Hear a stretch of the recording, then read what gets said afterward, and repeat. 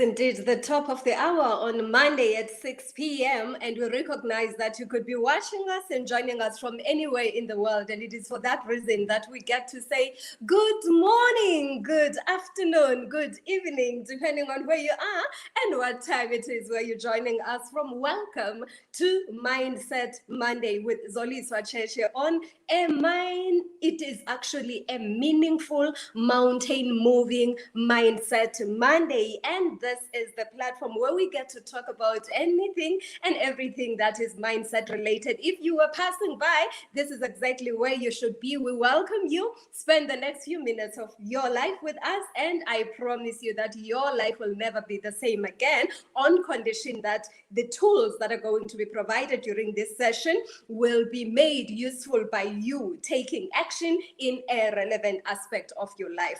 So you don't need a membership card to be here. Welcome to everyone that has already joined us. Just to let you know as to how the protocol works here, we are interacting. So this is not a monologue, and today's one is going to be a short one compared to other Mondays. And we would like you to comment, ask questions, interact. Let me know that I am not speaking at you. Let me know that you can hear me. You know, when we're dealing with each other like this, with technology in between the two of us, that is you and I will not know if we have technical glitches up until you engage me and you tell me. So let us have a decent conversation together where I do the talking, you do the writing, and we comment to each other like that, so that everybody else that is watching now or at a later stage will benefit from that which has been placed in you. So I usually invite you to have a glass of water and anything else. It could be tea, coffee, depending on what time you are. But I also encourage you very strongly to have these two items here. These cute little things are called a notebook, or any form of a note-taking pad, and a pen or a pencil. They come in very handy because we're going to be speaking very quickly about matters that may be important to you, and we know that we tend to forget them if we don't jot them down. Somewhere we'll be able to remember them. So let us do the right thing. Grab that glass of water while we are greeting everyone and inviting more people by sharing this video so that as many people as possible can hear today's message. Lafton says, greetings, Mindset Advocate. Greetings and welcome, Lafton. That tells me that you guys can hear me. And Tule says, hey, Mindset babes. Let me just adjust my camera here. I think it is okay now. Hey, Mindset babes, we're here with you. Thank you so much, Tule. You are so very welcome. In today's topic, where we're talking about thinking, and more particularly inviting I into thinking. So what is thinking? You will probably hear more often than not when we're saying he doesn't think, or she doesn't think, or I was not thinking, how could I make such a mistake? But just hang fire a bit and get into the habit of understanding what you are saying to yourself about yourself, and what you are saying to yourself about yourself as well as to other people. Now, inviting I into thinking means that you are part of the process of thinking.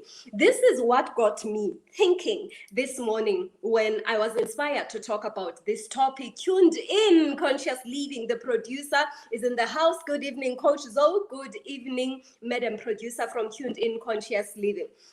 And of course, this program of ours every Monday is brought to you by Tuned In Conscious Living. So I thought back in the day when I was still growing up in the rural areas of Fort Beaufort in the Eastern Cape, it was actually a country called Ciskei, which was outside of the Republic of South Africa. So I'm well-traveled, and I've been traveling across with the passport, across borders from an early age, from as far back as the age of 2, if I can remember. So I remember specifically this day when we were sitting around the fire, and this fire pit had... We were baking what is called the rostile. So you know those cakes that they are not fat cakes because they are not dipped in oil, but they actually go on top of some metallic or wire type of a mesh, and they have this beautiful smell. I want to believe that they are healthier than fat cakes because they don't have all of that oiliness, but there is just something that is amazingly beautiful about being there when they are baked. So I didn't know, as this girl coming from Port Elizabeth where we don't bake irostile, and I didn't know how to, but my peers could. So I sat there and I just watched as we were doing this. And it was not at my home, at my house. No, it was at a friend's house. It was very late. I was supposed to be home before the dark comes. So by the time the lamps have got to go on, I'm the one that has to actually do that. And if I'm not at home by that time, then I'm going to be in trouble. So I got home late and I explained that we were busy at Nomalungisa's house and we were baking. And my aunt that I lived with knew that I knew absolutely nothing about baking. I had never baked anything at home, let alone irostile, which I would have had to learn in that area to know how to bake, because it's not something that we did where I came from in Port Elizabeth, in the township. So I remembered that, as a matter of fact, as much as I said we were baking, there were people that were actively working on the dough, turning it, cutting it, shaping it in the form of the outcome of each cake that they would like, and placing it onto that the wiry mesh that is used over the coal, and they would then know when it is ready to be turned over and turned to the side in such a way that it has some color that is almost golden. Those lines of the wire are golden type of a thing, but it's just so beautiful. It's all artistic, and it is so yummy to the tongue as well. I was not part of that. I was watching. And during my watching, I just decided that I am part of the process. I did not influence what was being done there. I was just present, and I decided that my presence was equitable to having done something. So I think of this today because bringing I into thinking means that there could be some activity that is happening, but it is not being influenced. The I is the person that I am right now. It's me if I'm looking at it from the external world. So the I is not influencing. So there are two I's that we're talking about. We're talking about the I that I am, and we're also talking about the influence from the I that I am into the process of thinking. You will know, or you will not know, that we have an average of 70,000 thoughts that are wandering lackadaisically in our heads every day. They pay no rent. They do not even take trash out. They don't do anything that is responsible to us up until we instruct them to do something. So differentiate here, learn to distinguish between thinking and having thoughts. Having thoughts means that they are just there without me directing them towards a certain direction. So I'm just sitting there while people are busy making irostile, but I am not doing anything. So I'm just in effect of the rostle makers. If they decide to make them round instead of making them flat, I'm just going to receive that because I have not influenced, remember the I have not influenced the process of formation into the outcome that I require. So why is it important that we think? And today, I just want to share with you the what I call, there is a model that I use in one of my coaching programs. Let me just say in my coaching programs, it's called the 5W1H model. So 5W1H is used, especially when we're dealing with goals. This is where we look at the questions to ask yourself so as to analyze what needs to be done so that you can reach a certain outcome. You always begin with the W, which is the why. You always begin with the why. That's the first W. So the first W being the why means, why do I have to think? Why is it necessary? For what reason do I really have to engage into the process of thinking? Now, thinking is important to us because it allows us to shift. Shifting may be backwards, it may be forwards, it may be sideways. We may increase on, we may shrink, because if we don't increase, then it means that we're disintegrating, but we never stay the same way. So thinking means that we are using the tools that are already available to us. Remember, those that are strolling, walking around in our heads and in our minds and not really doing anything that is directed. It means that we then invite the I by influencing the trajectory of the route that those thoughts are taking. So instead of just saying, I have this thought, when you say, I have this thought, if you are looking at the direction of my hands, it's coming from the outside towards me. I'm saying, I have this thought. But when I'm saying, I think, it's more like I am impressing something from within me into the external world. So there is the outside in of thoughts and the inside out of thinking that I am pressing to try and express the difference between the two. Whether you actively think or you don't, thoughts are always going to be there. But you may not know what thoughts you had at 11:35 this morning.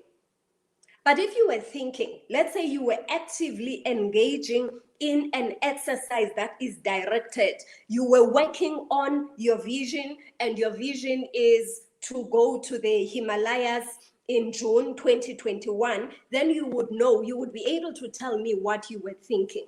This means that thinking is conscious, as opposed to just having thoughts that are unconscious, except for those that you pick up.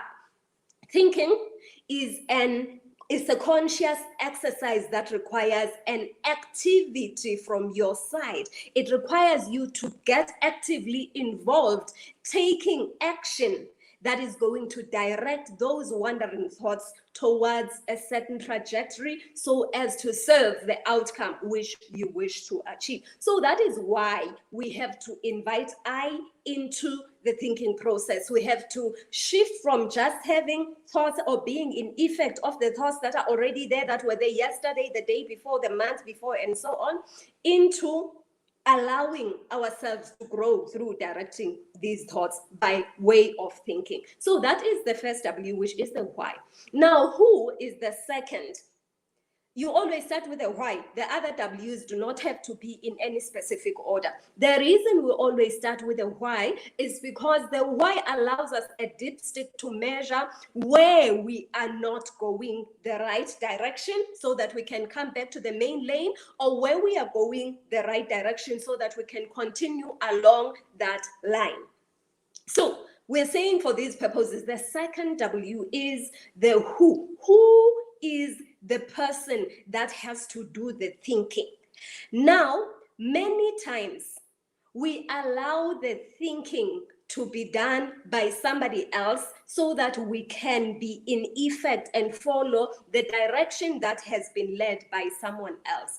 There are times and there are circumstances as well as platforms, communities where it is expected that you take guidance from somebody else, you take somebody else's lead and follow it. But when it comes to your own life, you are the chairman of that board, you are the CEO of that entity, you are the owner of everything that happens in that life. You are given custody of what happens in your circumstances. One of the things that got me thinking this morning as I was inviting the I into thinking was, when self-doubt comes sometimes in different aspects of our lives, it's easy for us to just leave whatever it is that we were thinking about, if it is a specific vision that we had about an aspect of life, and go on to something that is easier or less difficult.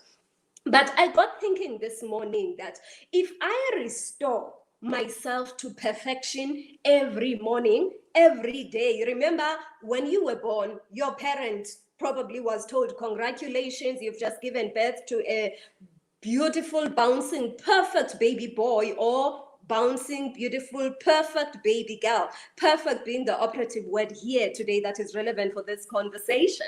So if I'm going to restore myself to factory settings all the time, then it means that I am letting go of all the beliefs that are not serving me about what I can do.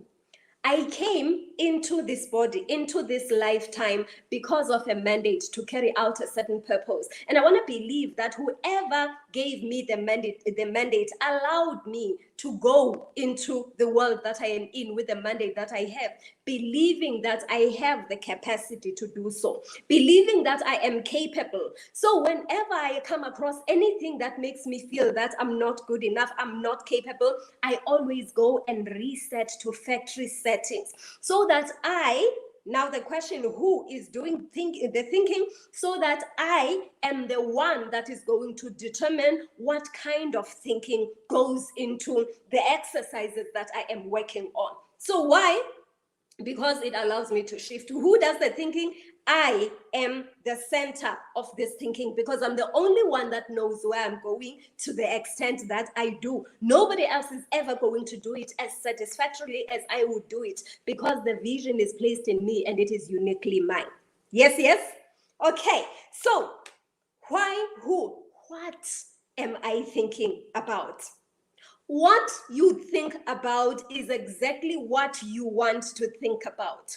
You could find yourself in a space where it is unacceptable of you to think that which you wish to think, or it is unacceptable of you to communicate by way of saying in words what you are thinking about. It's possible to find yourself in that space where there are such limitations for whatever reason, but nobody can ever stop you from thinking what you want to think, because what you want to think is hidden from the external world. No one is ever going to know what you think. They will know what you express as a result of whatever it is that you were thinking behind the scenes. So you could be in the darkness. It's possible that you could find yourself in a space where you can't see light at the end of the tunnel, but you choose to believe that there is light at the end of the tunnel, and you choose to think that in the next moment light is about to shine. No one can ever stop you from doing that. And if you feel that if they were to ever come to the knowledge and the realization that you are thinking that way, that they are going to say that you are rationalizing, you are not being realistic, and maybe there is a mental issue with the way that you are thinking, then keep your thinking to yourself. But never ever lose your thinking that which you wish to think. You are the one that knows what you wish to think. You have a license to think that which you wish to think, because it is available to you. Now, why, who, what, when should you do the thinking? It sounds like it is an exercise, like it is hard work, right? I see some of the messages here, the comments to says, ha ha ha, passport, Sanas. No, you don't need no passport to get here. You just need to be here.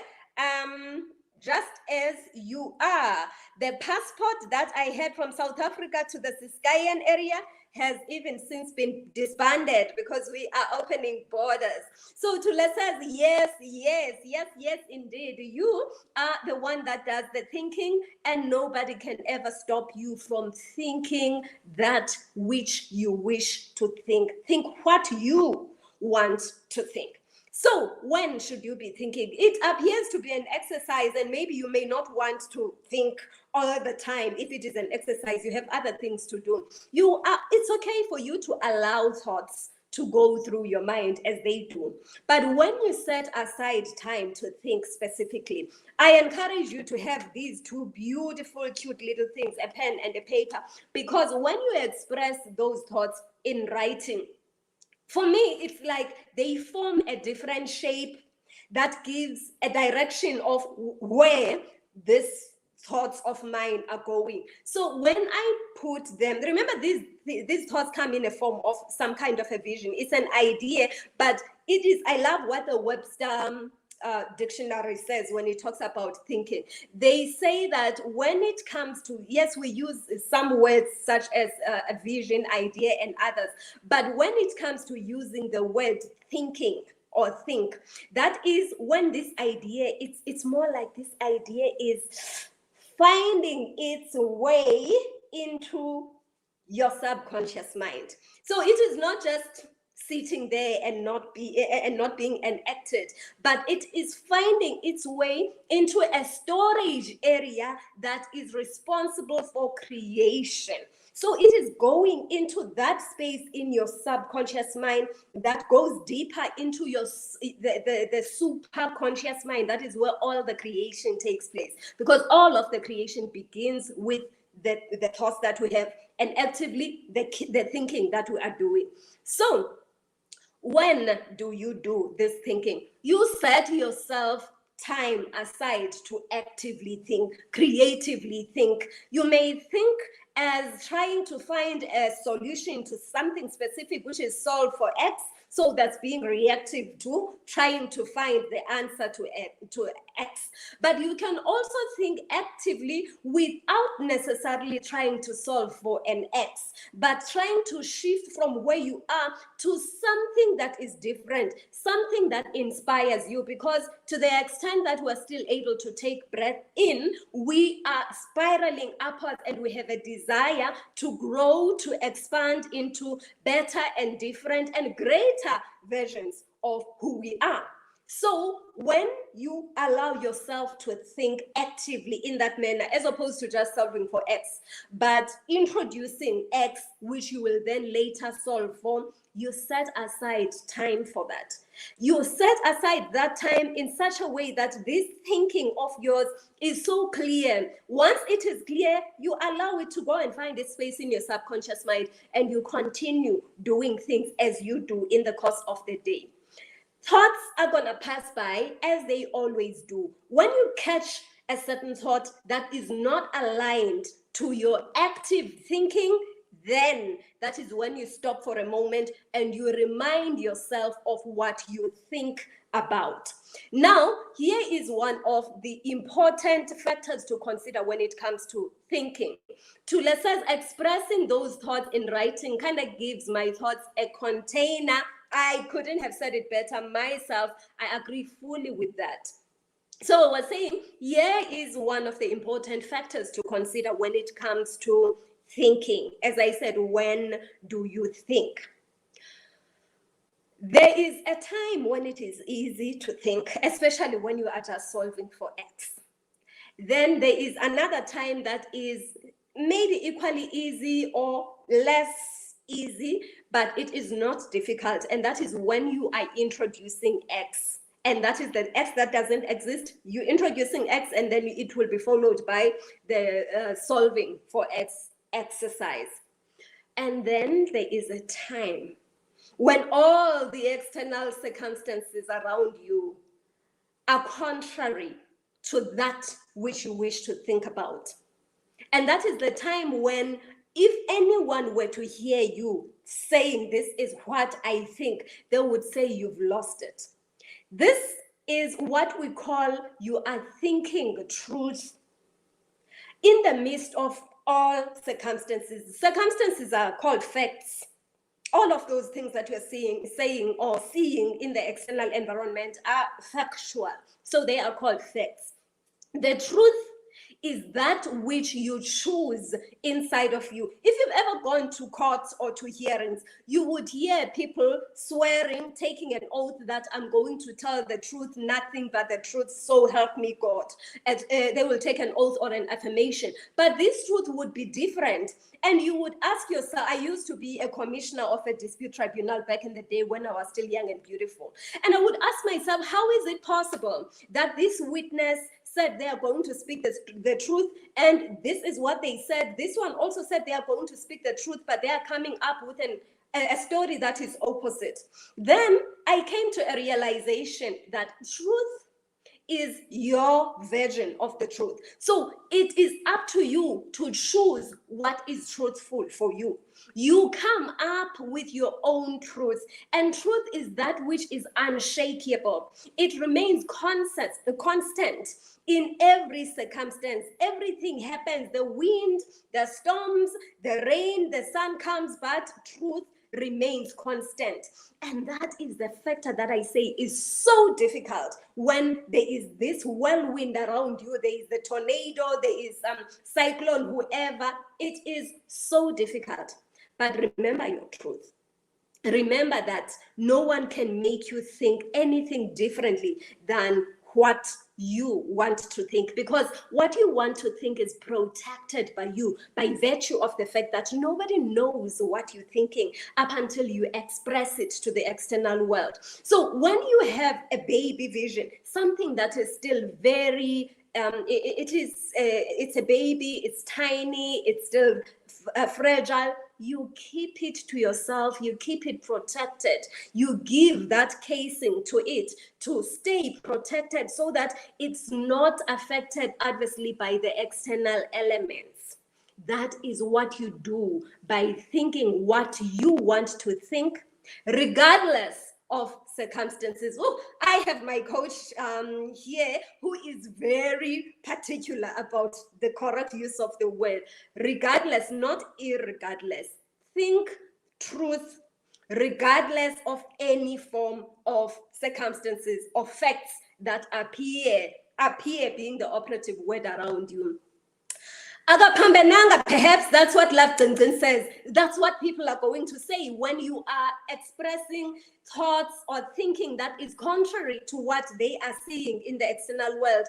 Isn't he or she mad? Hasn't she lost it? Hasn't he lost it? Perhaps that's exactly what others are going to say. That's why you keep this thinking of yours in a casing where it's not going to be exposed to people that will not understand where you are because they are not vibrating at the same frequency as yourself. What is truth? John 18 verse 38 is giving you a definition or a description of what is truth there. Thank you, Love Tintin.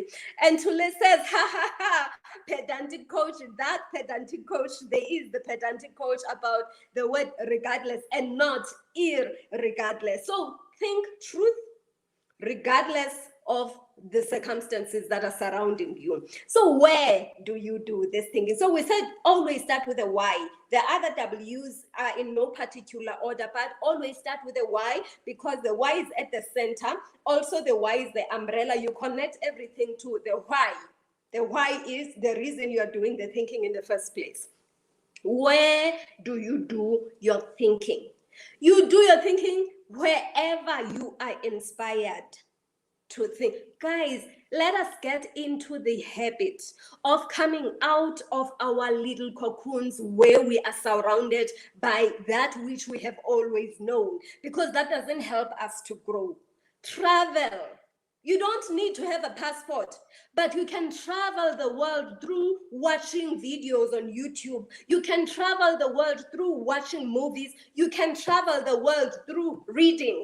Like, I'm a book author here. There are stories in my books. This one is the first book entitled I Serve, which is more about how you find your purpose and become a victor as opposed to being a victim of circumstances. You can travel to the places that I've been to and experience the things that I experienced without having a passport to be there.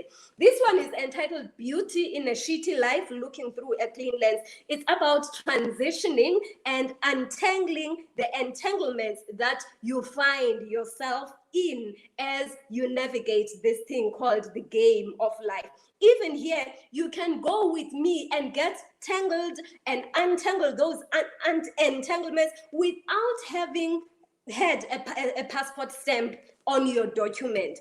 Get into the habit of opening yourself up to something that is beyond just the boundaries of what you have always known. Because when you are looking at what you have always known, you are likely to stay at exactly where you have always been in terms of the mindset. As a mindset advocate, I advocate that for us to grow, we need to open ourselves up to more spaces that are going to inspire us.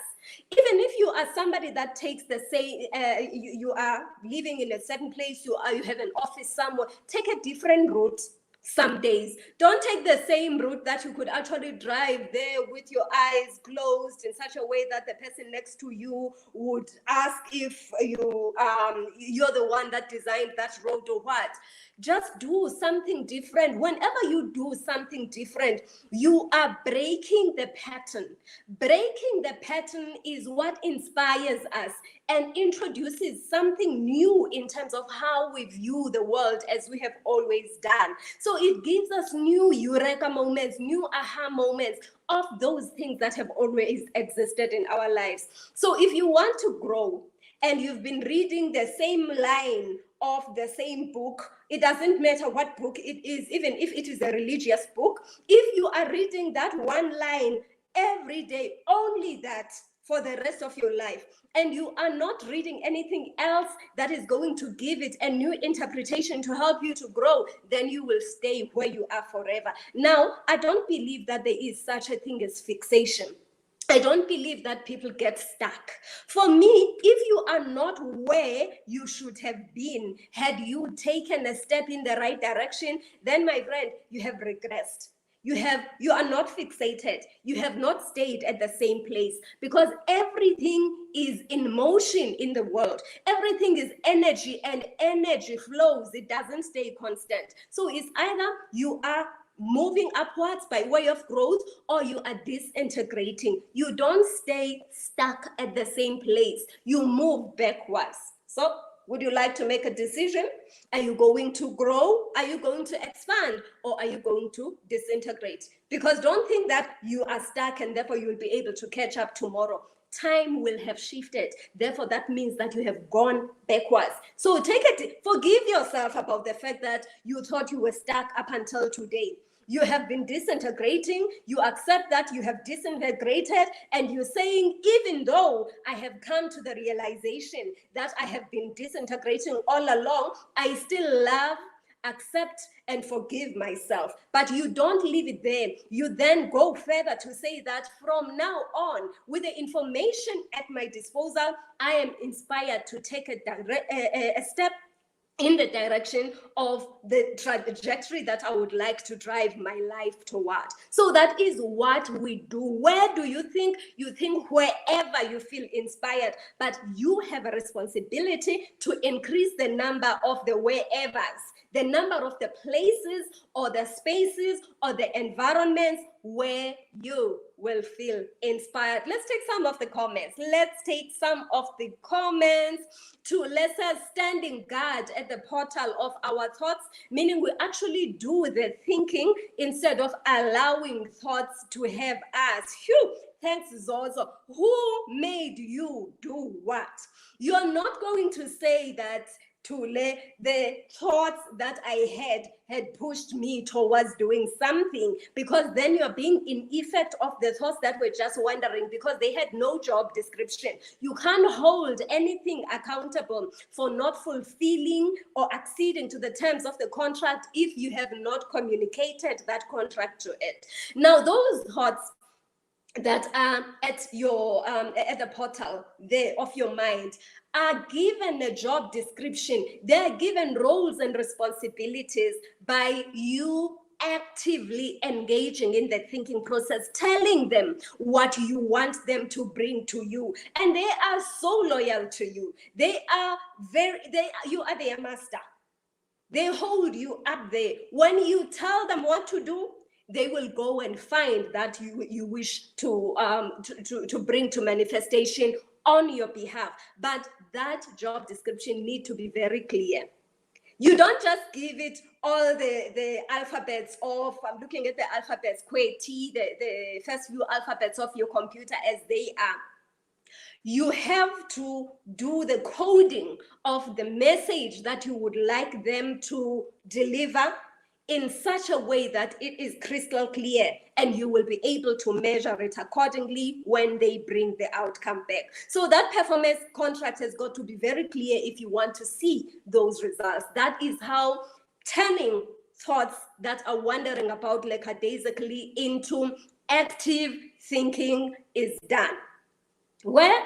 Everywhere. So I said you start with a why, and always start with the why. Who does the thinking means that I am bringing the I that I am to influence the process of thinking. And then what do I think about? I think about whatever the first I want to think about, because no one can control what I want them to think. They may want to control what I do as a result of what I think, but nobody has the power to control what I want to think. I am the king and the queen when it comes to the thinking that I do. So when do I do the thinking? I do the thinking when I choose to do the thinking, taking into account that if I don't do the thinking, the thoughts do not stop. That process of thoughts just wandering about doesn't stop, it continues. So I'm going to continue having all of those thoughts that don't have any purpose. So thinking means I pause and I give them a purpose so that they can go and do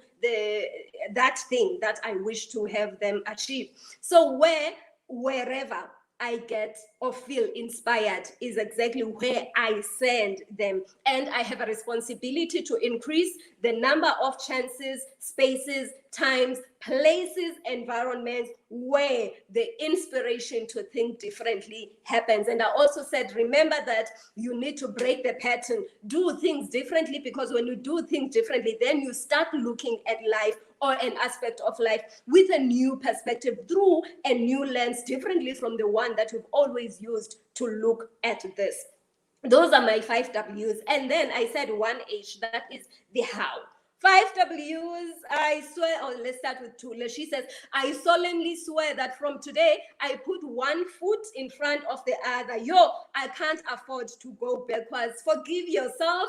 Up until now, if you had not been doing that, expecting that your thoughts are going to do it for you, then you've been going backwards. But the nice thing is that you are still alive. And therefore, you know that if you take that one step, just one baby little step, and put it in front of this foot in front of the other and this foot in front of the other, you will ultimately reach the top of the mountain, whatever your proverbial mountain is.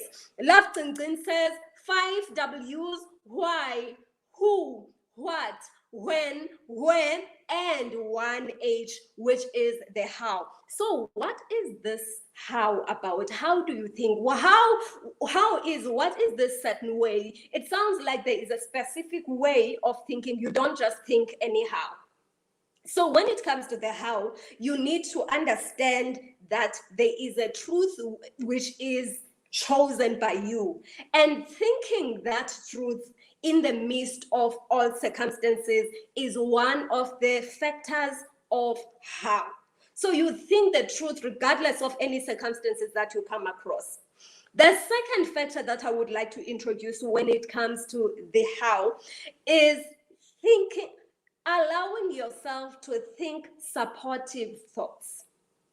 Think supportive thoughts instead of thoughts that are going to take you backwards. So supportive thoughts are those that say, I can. Supportive thoughts are those that say, if I don't know it today, I have the capacity to learn, and I will find out from the people that know as to what is the next step that I can take. So they have to do with you tapping into your growth mindset as opposed to the fixed mindset. And I hear somebody asking, what is the difference between the two?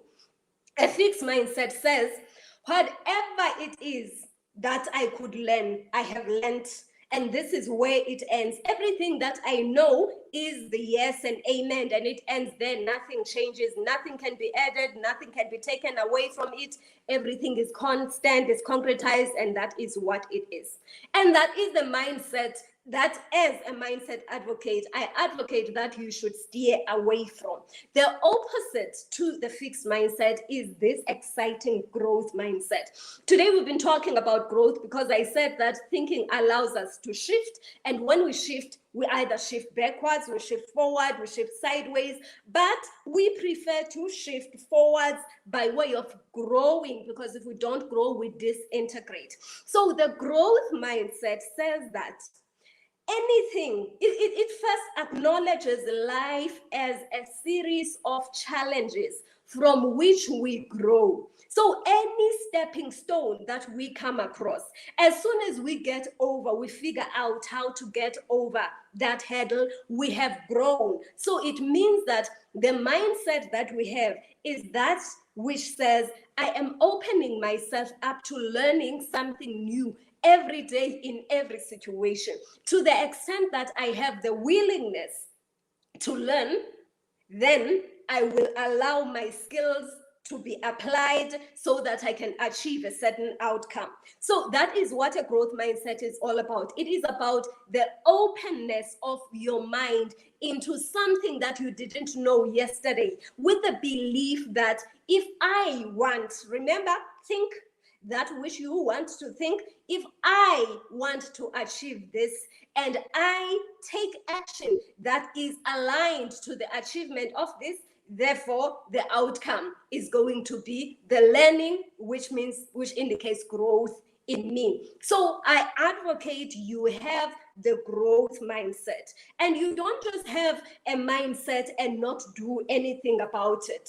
Remember, we are all about marrying the thinking and the action, and that is where we are going to find that exciting, merry, happily ever after the marriage kind of an outcome that we are seeking to see manifesting. Tule says, Laftonton says, Tule, regression is the worst. Many wasted opportunities, losing all that we had achieved and having to redo all that. Regression indeed is the worst. We don't lose hope though, because we understand the growth mindset says, yes, maybe I may interpret this as a failure on the basis that I have wasted time on it, but now I know, and I'm opening myself to this new attitude that says I can and I will, because I have the willingness. The abilities can be learned, but I have the willingness, and that is where the growth mindset comes in. And once I have learned and mastered an aspect of the ability that is required, I will exert that force. I will impress that thought that I have by way of action so that I can arrive at the outcome that I am looking for. So we forgive ourselves every day, because when we review how our day was like, how we conducted ourselves in the past, being in the last day or in the last hour or in the last minute, we realize that we could have done differently, we could have done better. But we can actually do differently and do better from the moment that we become aware of where we could improve. And that is why it's important for us to break the pattern and introduce something new, because it is that something new that allows us to see where the opportunities to improve are, the rooms for improvement are at. Tula says, if we don't grow, we disintegrate. There is no fixation. You don't get stuck. You go up or you go the opposite of up. That's exactly that. And it is that, and there is nothing more. So remember, 5 W's, 1 H, it is always start with the why, always begin with the why, and the others are who, what, when, where, and then the how. That is your 1H. And remember, I said you could travel with me. I still have some books in stock. I serve for 240 rands, and Beauty in a Shitty Life Looking Through a Clean Lens is 275 rands. Drop me a private message. Don't just say hi. let's just get to the point. Let's get straight to the point as to which of these you would like, and I will make those arrangements to have them sent to you at free delivery to you if you are in South Africa. So it is indeed a meaningful mountain moving mindset Monday, and it has been an exciting time for me and you to be sharing this 45 minutes. I trust that anything and everything that has become available for you will be put to good use. Remember the growth mindset. Remember the influence of bringing the I into thinking is the vehicle that's going to bring upon that change that you have always been looking for. My name is Zoliswa Tshetshe, and up until next time, remember that this is only the beginning. The best is yet to come. Have a good evening.